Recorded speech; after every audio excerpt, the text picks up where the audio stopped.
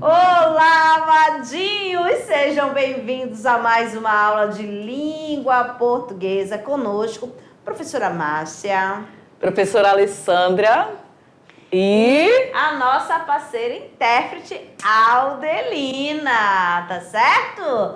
Então, amadinhos, vamos lá para nossa aula 69.1, né? Trilhando rumo ao Enem. Eita! Agora vai Enem, agora literatura. Vamos conversar um pouquinho com eles? Vamos, né? Precisamos agora de uma conversa com os senhores. Olho no olho. Olho no olho, bem pertinho da gente aqui, para nós falarmos sobre o quê? Quando nós temos ali o tema Agora vai Enem, qual é a novidade? Que será que nós vamos aqui trabalhar com vocês hoje, né, Márcia? Exato. O que nós temos? Trilhando rumo ao Enem. E tá logo à frente, está escrito o quê? Literatura. Então, nós aqui, eu, professora Alessandra, a gente vai trabalhar o quê? As questões, como que são cobradas, né? Os conteúdos, né? Objetos de conhecimento na banca, na prova do Enem, no exame do Enem. Beleza? Exatamente. E aí, pessoal, nós precisamos sempre lembrar que são questões realmente longas. E aí demanda leitura. Sempre falando, se você leu uma vez, não compreendeu, você retoma a leitura. Então, são várias questões que nós vamos trabalhar para que vocês compreendam e quando chegar o grande momento da prova de vocês, vocês já estejam preparados.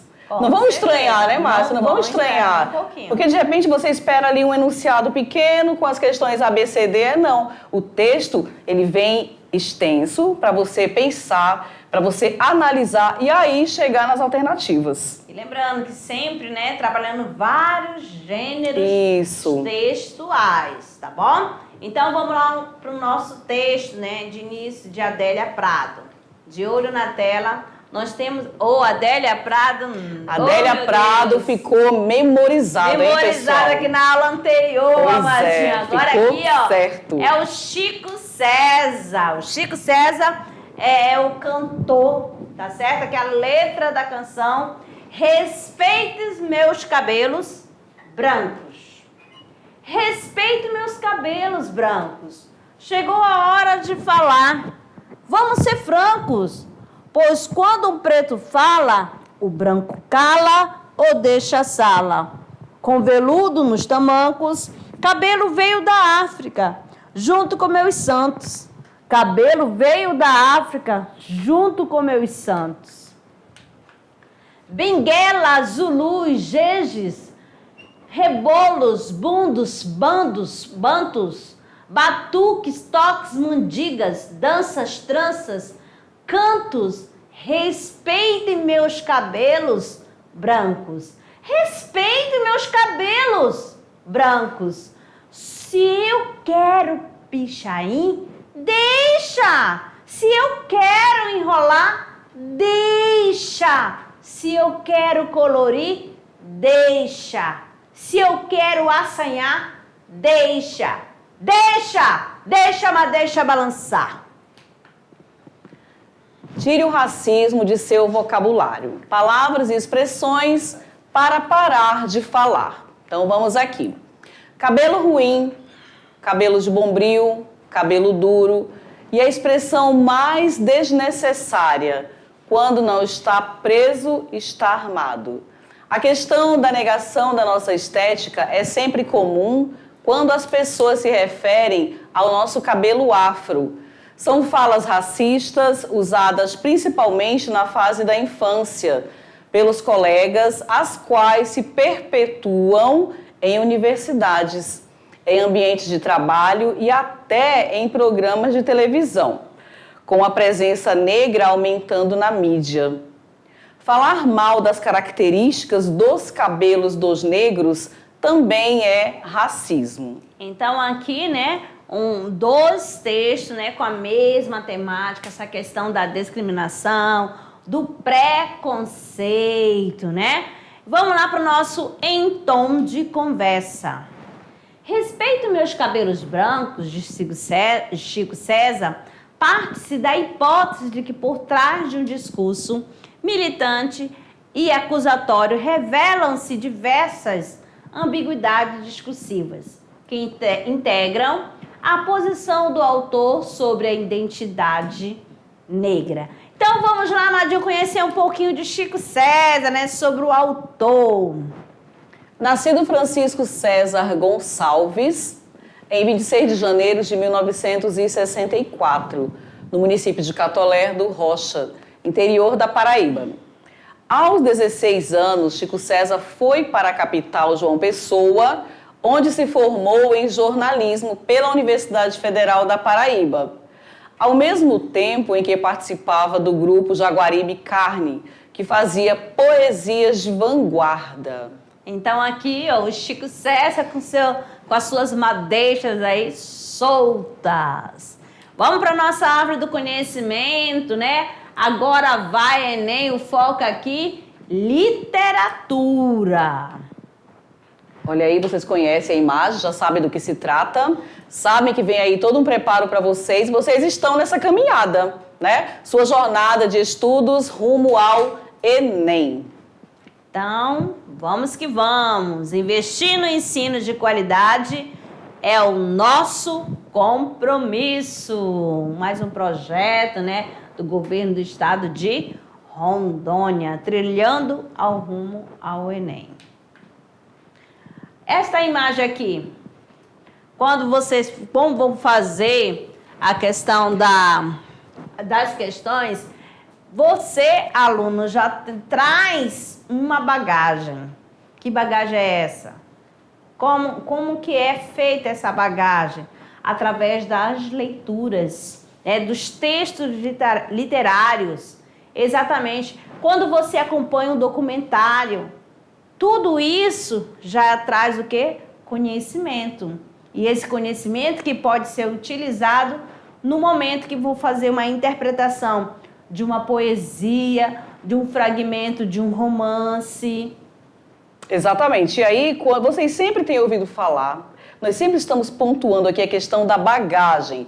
Qual é a sua bagagem? Qual é a sua bagagem? É todo o conhecimento que você traz. Quando você vê, por exemplo, Macunaíma, o que você vai lembrar? Ah, Macunaíma, eu lembro lá de 1928, eu lembro de uma escola literária, o que mais que eu vou lembrar? Quando eu saio de Macunaíma, deixo ali Mário de Andrade, vou lá para Vidas Secas. Tantas questões que nós trabalhamos em cima de vidas secas. Esse conhecimento que você traz é a sua bagagem de mundo. É aquilo que você assimilou ao longo do teu estudo, percebem? E aí você vai colocar em prática. Então essa imagem traz alguns autores com algumas obras das quais os senhores já trabalharam. Então qual foi aquela obra que eu li? Se eu li, debati, compreendi, eu não vou esquecer. Digamos que lá na sua prova cai uma questão de literatura falando ali sobre Capitães da Areia. Automaticamente já vai lembrar. Você vai lembrar de 30, né? De Jorge Amado. Os acontecimentos, as mudanças. Cai alguma questão ali sobre Iracema. O que automaticamente você traz? Percebe? Então essa é a bagagem da qual nós sempre estamos falando aqui para os senhores. Exatamente. Então, dando sequência então, a gente trouxe uma mensagem aqui para vocês. A literatura não permite caminhar, mas permite respirar. Então, faça uma reflexão sobre essa mensagem, né, de Roland Barthes. Ainda tem Clarice Lispector, né? Tem Os Sertões, Euclides da Cunha, Vidas Secas, Graciliano Ramos. Então, aqui, ó, quais, né, as temáticas, né, recorrentes nas provas do Enem. Nós temos aqui interpretação de texto sempre presente, figuras de linguagem, a gente já trabalhou, gêneros textuais, gramática relacionada à semântica, ao sentido, norma culta e popular, funções da linguagem e literatura. Aqui no Se Liga no Enem, essa aula toda, Madinho, toda a aula da aula 69 é somente trabalhando as questões do Enem. Por isso que fala assim, se liga no Enem. Vejam só, aqui nós temos reclame. Se o mundo não vai bem a seus olhos, use lentes ou transforme o mundo. Ótica, olho vivo, agradece a preferência. Chacal E aí, né?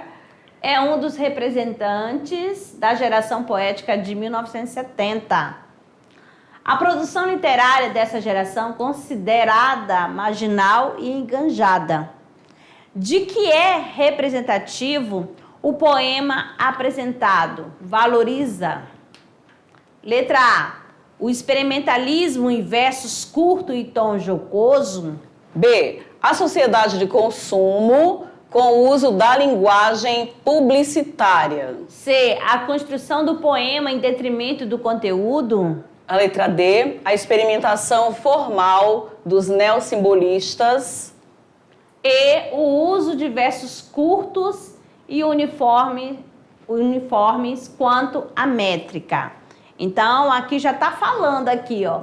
Ela é da geração contemporânea, Nós falamos sobre ele, vocês lembram? Na literatura. Falamos ali do tipo de poesia que é trabalhada, e aí veio o exemplo para você casar com a questão que, quem sabe, possa cair aí no Enem para vocês.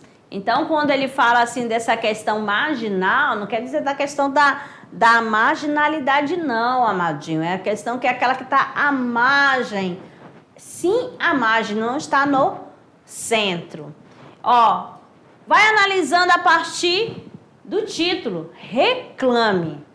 Vamos fazer aí esse reclame. Ou clame ou reclame. Qual a ambiguidade que já vem daí, né? Se o mundo não vai bem, a seus olhos, use lentes. Ou transforme o mundo. Ótica, olho vivo, agradece a preferência. Forte. O jogo com as palavras, né? Vocês perceberam que houve aí um jogo. E aí você vai buscar qual a interpretação, qual é a mensagem que Chacal trouxe, né? O que ele quis mostrar aí pra gente. Ele vai valorizar. Isso. Eita, A, B, C, D, O, E. Nós temos aqui a questão da valorização do experimentalismo em versos curtos e tom jocoso. Ele vai fazendo jogo ali, tá certo? Vamos para a próxima. Agora, Logia e Mitologia, Enem de 2012. Meu coração, de 1972, já não palpita fagueiro. Sabe que há morcegos de pesadas olheiras, que há cabras malignas, que há cardumes de hienas infiltradas no vão da unha na alma. Um porco belicoso de radar, e que sangra e ri, e que sangra e ri. A vida anoitece provisória, centuriões, sentinelas, do Iapoque ao Chuí. Comando da questão. O título do poema explora a expressividade de termos que representam o conflito do momento histórico vivido pelo poeta na década de 70, né? Nesse texto é correto afirmar. Olha lá, letra A. O poeta utiliza uma série de metáforas zoológicas com significado impreciso. B. Morcegos, cabras, hienas metaforizam as vítimas do regime militar vigente. Letra C. O porco, animal difícil de domesticar, representa os movimentos de resistência. Letra D. O poeta caracteriza o momento de opressão através de alegorias de forte poder de impacto. Ou a letra E, centuriões e sentinelas simbolizam os agentes que garantem a paz social experimentada. Então, ele fala do título do poema, né? Vamos ver aqui o título. Aí você retoma aqui, tá certo? Logia e Mitologia. Então, vamos que vamos. Qual é a alternativa? A, B, C, D ou E? Nós temos aqui a alternativa letra D, que fala: o poeta caracteriza o momento de opressão através de alegorias de forte poder de impacto. Certinho? Então, vamos para a próxima. Já trabalhamos aqui 2 poemas. Perceberam? Falamos ali de chacal e falamos de cacaso, viram? Eles não são estranhos para os senhores. Vamos à nossa próxima questão. Essa questão aqui foi do Enem de 2017. Contra Narciso. Paulo Leminski. Também conhecido, né? Olha lá. Em mim eu vejo outro e outro e outro. Enfim, dezenas. Trens passando, vagões cheios de gente. Centenas. O outro que há em mim é você. Você e você. Assim como eu estou em você, eu estou nele, em nós. E só quando estamos em nós, estamos em paz. Mesmo que estejamos a sós. Olha só, olha o título, ó. Contra Narciso. Então, Paulo Leminski aqui, vamos ao comando da questão. A busca pela identidade constitui uma faceta da tradição literária, redimensionada pelo olhar contemporâneo. No poema, essa nova dimensão revela a... Letra A. Ausência de traços identitários. B. Angústia com a solidão em público. Letra C. A valorização da descoberta do eu autêntico. D. Percepção da empatia como fator de autoconhecimento. Ou a letra E. Impossibilidade de vivenciar experiências de pertencimento. E sempre no enunciado, amadinhos, sempre já vem com uma informação, né? Vai ter uma afirmação. A busca pela identidade constitui uma faceta da tradição literária, redimensionada pelo olhar contemporâneo. Que olhar é esse? Né? Dos autores, né? Dos escritores, dos poetas, do período. Aí você sempre vai ter que lembrar quando que acontecia esse período. A partir de 1960, não é isso? Lá de 1970, 60, algumas pessoas escreviam, era o tipo de desabafo, não é mesmo? Então, A, B, C, D ou E, nós temos aqui a letra D, que é a percepção da empatia como fator de autoconhecimento. O que seria essa empatia, né? Se colocar no lugar do outro. Beleza? Então, vamos lá para a próxima. Questão 4, uma questão ali de 2015, Enem também. Então, ele começa ali pelo título Aquarela. O corpo no cavalete é um pássaro que agoniza, exausto do próprio grito. As vísceras vasculhadas principiam a contagem regressiva. No assoalho, o sangue se decompõe em matizes, que a brisa beija e balança. O verde de nossas matas, o amarelo de nosso ouro, o azul de nosso céu, o branco, o negro, o negro. Então, de novo, né, o Cacaso, né? Fazendo presente, já um outro texto, né? Pois é. Um é de 2012, se eu não estiver enganada, e agora 2015 também marcando presença. A literatura contemporânea marcando presença no Enem. Nós estamos aí na 4ª questão e todos esses os senhores viram. Tanto Cacaso quanto Paulo Leminski, né? E Chacal também. Vamos ao comando. Situado na vigência do regime militar que governou o Brasil na década de 1970, o poema de Cacaso edifica uma forma de resistência e protesto a esse período, metaforizando. O que tá comparando com o quê? Que metáfora é essa? Letra A. As artes plásticas deturpadas pela repressão e censura? A letra B. A natureza brasileira, agonizante como um pássaro enjaulado. C. O nacionalismo romântico, silenciado pela perplexidade com a ditadura. D. O emblema nacional, transfigurado pelas marcas do medo e da violência. E. As riquezas da terra, espoliadas durante o aparelhamento do poder armado. Então, qual que é, né, essa questão? O poema de Cacaso edifica uma forma de resistência e protesto a esse período, E aí ele vem falando um pouquinho ali sobre a questão do regime militar. E aí você vai fazer uma ligação.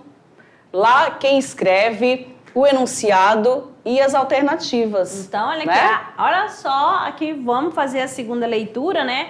Ó, Aquarela já é o título. Corpo no cavalete e é um pássaro que agoniza. Exausto do próprio grito. As vísceras vasculhadas principiam a contagem regressiva. No assoalho, o sangue se decompõe em matizes que a brisa beija e balança. O verde das nossas matas, o amarelo de nosso ouro, o azul do nosso céu, o branco, o negro e o negro. Então, aí você já vai fazer aquela relação com as cores, né, da questão que compõe a nossa bandeira. Já é uma mensagem que traz, né? Você já começa a analisar a partir daí. Entendeu? Então, mas aqui, que está metaforizando o quê? A, B, C, D, U, E. Aqui é a letra... Ó, letra D, né? O emblema nacional, né? Transfigurado pelas marcas do medo e da violência. Vocês observaram como é que é a nossa bandeira? Tem um verde, o verde representa o quê? A mata, né? E o amarelo? O amarelo, aí vai representar o quê? A riqueza, né? Através que antigamente tinha bastante ouro, né? E o azul do céu. Aí, e lá o branco, mas aí já vai mostrando o quê? Branco, o negro e o negro, né? Então, vamos que vamos para embora. A próxima questão. Mais outra aqui para vocês, agora mais, é só de 2016. Olha, é mais extenso. Trabalhamos o restante tudo com poesia, né? Textos pequenos. E agora já o mais extenso. Primeira lição. Os gêneros de poesia são lírico, satírico, didático, épico, ligeiro. O gênero lírico compreende o lirismo. Lirismo é a tradução de um sentimento subjetivo, sincero e pessoal. É a linguagem do coração, do amor. O lirismo é assim denominado porque em outros tempos os versos sentimentais eram declamados ao som da lira. O lirismo pode ser... Aí nós temos aqui uma ordem. A. Elegíaco quando trata de assuntos tristes, quase sempre a morte. B. Bucólico quando versa sobre assuntos campestres. Erótico quando versa sobre o amor. Viu só? Prestando atenção à primeira lição. O lirismo elegíaco compreende a elegia, a nênia, a endecha, o epitáfio, o epicédio. Elegia é uma poesia que trata de assuntos tristes. Nênia é uma poesia em homenagem a uma pessoa morta. Era declamada junto à fogueira, onde o cadáver era incinerado. Endecha é uma poesia que revela as dores do coração. Epitáfio é um pequeno verso gravado em pedras tumulares. Epicédio é uma poesia onde o poeta relata a vida de uma pessoa morta. Comando da questão. Olha lá, depois de uma leitura desta, vamos ver. No poema de Ana Cristina César, a relação entre as definições apresentadas e o processo de construção do texto indica que letra A, o caráter descritivo dos versos assinala uma concepção irônica de lirismo. B, tom explicativo e contido constitui uma forma peculiar de expressão poética. C, seleção e o recorte do tema revelam uma visão pessimista da criação artística. D, enumeração de distintas manifestações líricas produz um efeito de impessoalidade. Ou a letra E, a referência a gêneros poéticos clássicos expressa a adesão do eu lírico às tradições literárias. Então, assim, né? A Ana Cristina, que morreu tão jovem, a gente já falou em outra aula sobre a Ana Cristina César, né? Essa é a relação entre as definições apresentadas e o processo de construção do texto. Qual o texto? Primeira lição. O que ele quer indicar? A, B, C, D ou E. Nós temos aqui, né, letra B, o tom explicativo e contido constitui uma forma peculiar de expressão poética. Beleza? Vamos para a próxima aqui, agora é Enem de 2012. Eu sei que a gente se acostuma, mas não devia. A gente se acostuma a morar em apartamentos de fundos e a não ter outra vista que não as janelas ao redor. E, por não ter vista, logo se acostuma a não olhar para fora. E, por não olhar para fora, logo se acostuma a não abrir todas as cortinas. E, por não abrir as cortinas, logo se acostuma a acender mais cedo a luz. E, à medida que se acostuma, esquece o sol, esquece o ar, esquece a amplidão. Então vamos ao comando da questão. A progressão é garantida nos textos por determinados recursos linguísticos e pela conexão entre esses recursos e as ideias que eles expressam. Já está falando aqui, já está afirmando. Na crônica, a continuidade textual é construída predominantemente por meio, letra A, do emprego de vocabulário rebuscado, possibilitando a elegância do raciocínio. Letra B, da repetição de estruturas, garantindo o paralelismo sintático e de ideias. C, da apresentação de argumentos lógicos, constituindo blocos textuais independentes. Letra D, da ordenação de orações justapostas, dispondo as informações de modo paralelo. Letra E, da estruturação de frases ambíguas, construindo efeito de sentidos opostos. Agora vamos aqui, você, pode fazer a segunda leitura sem problema algum, tá? Vamos lá, eu vou fazer aqui e vocês vão acompanhando. Depois a gente retoma lá nas alternativas. Eu sei que a gente se acostuma, mas não devia. A gente se acostuma a morar em apartamento de fundos e a não ter outra vista que não as janelas ao redor. E, porque não tem vista, logo se acostuma a não olhar para fora. E, porque não olha para fora, logo se acostuma a não abrir todas as cortinas. E, porque não abre as cortinas, logo se acostuma a acender mais cedo a luz. E à medida que se acostuma, esquece o sol, esquece o ar, esquece a amplidão. Tá certo? Colazante, né? Então, nós temos aqui A, B, C, D, O, E. Qual é a alternativa? Está relacionado aqui. Fala assim, na crônica, a continuidade textual é construída predominantemente por meio de quê?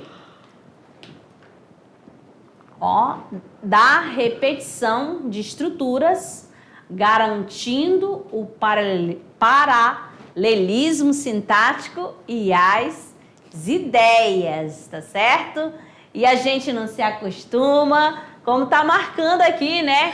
E porque não tem vista, logo a gente se acostuma, não olha para fora. E porque... Então, essa questão dessa repetição, tá certo? E falando dessa questão da interpretação, trabalhando a literatura, né? Só que a gente só pegou algumas questões da literatura contemporânea. Que vocês até já conhecem, porque elas vêm marcadas pela a questão da mudança, aquela busca pelo novo, deixa o passado e aí vem querendo sempre lutar, trazer uma informação nova. E foram autores que nós passamos para vocês, lembram? Falamos sobre as características daquele momento e aí ela vem sempre marcada nas leituras dessas questões, as primeiras questões que nós trabalhamos aqui. Não sei se vocês conseguiram aí identificar, porque essa é a ideia, fazer essa troca. Passa o conteúdo, vem com as questões que foram trabalhadas no Enem, para que vocês possam também já ir acostumando e se apropriando das questões de como elas acontecem e vão acontecer, na verdade, para vocês daqui a alguns dias, vamos dizer assim. Né? Tá bem aí. E vocês já vão percebendo que sempre no comando da questão já vem uma contextualização. Isso, já traz uma informação. A informação está lá contida. É só você ler concentrado e sempre vai direcionar, você sempre vai dar uma direção, não vai vir solto. Não vai ser cobrado porque vai resgatar. Eu falei, eu já vi isso, e que isso daqui eu já estudei, isso aqui lembra, e sempre lembrando, fazendo aquela relação com o contexto histórico, o que acontecia naquele período, por exemplo, se fosse pegar lá do romantismo, sempre vem contextualizando, e você vai fazer relação, o que estava acontecendo naquele período, lá no século XVIII, lá no século XIX, tá certo? Aí vai trazendo aqui, já falando do século XX, naquele período da ditadura, né? Daquele período da ditadura militar, tá certo? E sem deixar de lembrá-los também que existem aquelas alternativas que você já pode eliminar. Que elas são assim, né? Você sempre vai ficar entre uma ou outra, mas aquelas que não, aquela não condiz com o enunciado, muito menos com a leitura, você já deixa de lado e já ganha tempo para a resolução das outras questões. Às vezes está tudo ali bonitinho, mas uma palavra já diz que é a oposição. Vai falar o oposto da... E aí você já elimina. Já vai eliminando. Outra vai extrapolar que não tem nada a ver. Tá certo? Então, esse cuidado, vamos dizer assim, essa malícia, né? Essa jogada. Porque você ganha tempo, né, Márcia? Uhum. Quando você já pega essas dicas, esses detalhes, fica muito mais fácil, pessoal, resolver as questões. E sempre lembrando, não somente língua portuguesa, mas quando você pega esses detalhes, você consegue resolver as outras questões dos outros componentes também. Então, tudo parte de uma boa leitura. Se você consegue, né, fazer uma boa leitura, você vai embora. Tem estudante que começa assim, vai primeiro no comando, ele observa as alternativas, depois que vai ao texto, entendeu? Aí ele faz a leitura e depois vai lá para escolher a questão. Mas isso não importa a ordem, se você começar pelo texto, depois vai lá pelo enunciado, não tem problema. O importante é você fazer sempre essa relação, lembrando do conteúdo que foi estudado aqui conosco, que vai dar tudo certo. Com certeza. Beleza? Então, amados, ficamos por aqui. Daqui a pouco a gente retorna para a nossa revisão. Até lá. Tchau.